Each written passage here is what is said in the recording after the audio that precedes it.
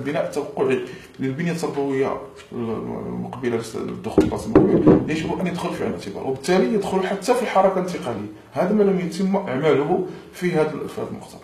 الشيء الذي يجعلنا امام خيارين: اما الاكتفاء بالمذكره الحاليه وهو الاصل، يعني يجب ان نلتزم بالمذكره الحاليه وهذا هو اصل الامور، واما ارجاع الامر برمته الى السنه المقبله واعمال هذه المقترحات او هذه المنهجيه الجديده. والحل الذي قد يكون الانسب هو الاعلان عن الحركه وفق المذكره،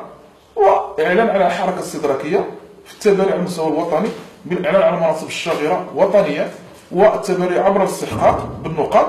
بكل المناصب الشاغره، لان تعلمون جميعا ان الاسره التعليميه عند تعبئتها لمطبوع الحركه فهي لا تعلم المناصب الشاغره بل تعتبر كل المناصب محتمله الشغل، وهذا حيف، لان هناك من يستطيع الحصول على المعلومه ويعبئ باحكام، وهناك من يغامر في تعبئه المطبوع رجما بالغيب، وقد يكون نتائج كارثيه في شتات الاسر.